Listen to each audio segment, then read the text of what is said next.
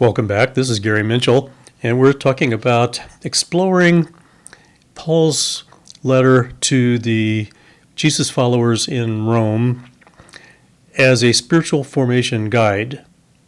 And some of the topics will be short, and some of them will be meatier, as in M-E-A-T-I-E-R, meatier.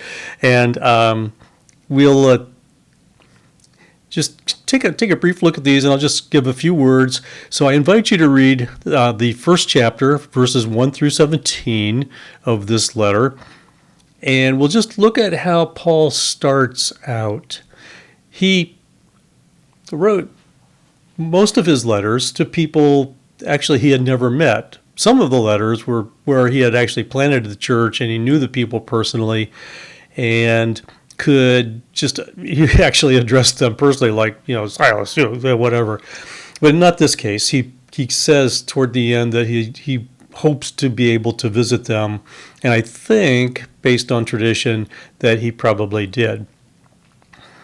So, but most likely, all the people he wrote to knew his reputation.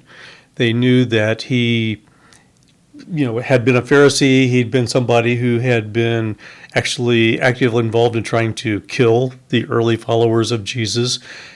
Mostly, this was an early letter. It wasn't written really late. This was written within 20-some years after Jesus' resurrection. It's not really long. Think back 20 years. Not necessarily that long of a time for this new movement that had spread so far so fast. But Paul always tried to introduce himself or reintroduce himself to the readers. As we discussed the last time, what would happen would be he would write something, and actually he dictated it, and somebody actually scribed it, and then they would send it, and somebody would be designated in the ecclesia, the small group, to read it, and they would read it and discuss it and try to figure out what he's trying to tell them. And in some cases, like Corinthians, when he's reprimanding people, probably saying, hey, dude, you've been reprimanded. But not in this case. He's not reprimanding anybody. He's trying to tell a story of the journey into spiritual formation. So in this introduction of Paul, he begins with his ministry and then manages to squeeze in relevant history and prophecy from Jewish scriptures. Remember, when Paul talks about scripture, he's talking about the Hebrew scriptures. There were no, quote, Christian scriptures at this point, and I doubt that he even knew he was writing Christian scripture at the time. But we must assume that many of his Roman readers were Jewish. Then he manages to tell the gospel, which means the good news of Jesus, in 50 words or less. You've heard of elevator pitches for budding entrepreneurs? Well, this is it. He tells the good news of Jesus, 50 words or less, so we know what he's doing and why. Try this in your next resume writing or pitch as an entrepreneur to the venture capitalists, whatever. So the Romans, the people there, are acknowledged and complimented. That's always a good way to begin a conversation. And he tells them how he prays for them constantly, then apologizes for not visiting yet, and he tells them that he would like to share a spiritual gift, and the gift is for both Jews and Gentiles, which is a generic word for everybody in the world who's not Jewish. So once again, I think I mentioned in my introduction that that's a division we kind of have, but not really anymore, at least in the United States. The spiritual gift, I believe, lies in the bulk of the letter. The theme of the letter is faith, our faith, and then grace, God's grace. We have faith in God's grace, which will bring us to righteousness, and that's a term that means a right relationship with God. So it's I get some of my thoughts from an organization called Renovare, and kind of started by Richard J. Foster. Dallas Willard was part, and they talk about living the with God life, and that's what we're going to talk about in this letter. He doesn't state it in the introduction, but later will instruct his listeners on how people in a right relationship with God will live their daily lives. As we read this letter, an important sub-theme concerns bringing Jews and Gentiles together. The worldview of Jewish people divided all humans into two categories, those in the tribe and outside the tribe. So this is a good time to pause right here and reflect a little bit. Couple of things.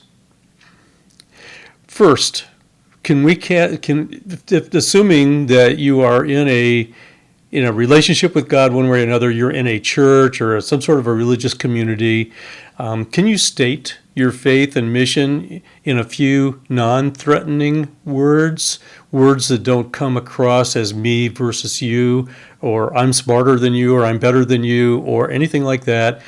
And a business philosopher by the name of Peter Drucker once said, you should be able to state your mission so concisely and informatively that it'll fit on the front of a t-shirt. And how many of us do that? Can you do that with your own mission, your personal mission, the mission of the organization? If you're in a church, can the church do that?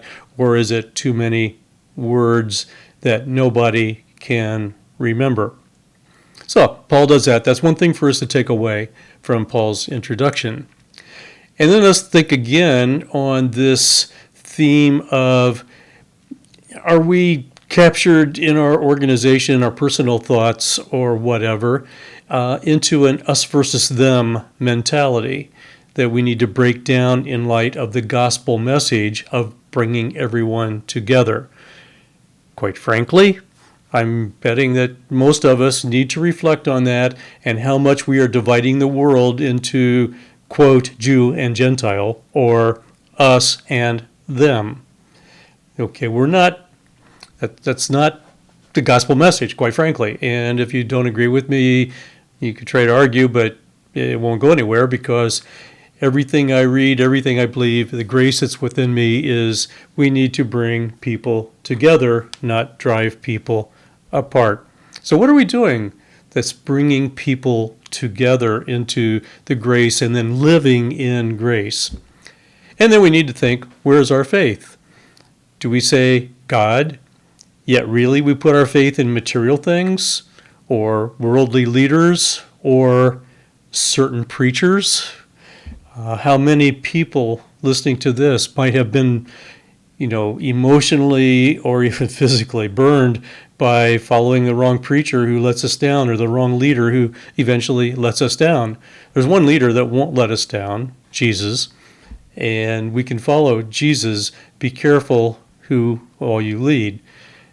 And I'm saying that as just a teacher trying to have you think, not trying to tell you what to believe. But think about these questions and think about what it is and what it is to live a life with God.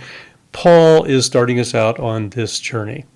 So thank you for listening to this one. This is the end of the second part of my 10-part series, Exploring Romans as a Spiritual Formation Handbook.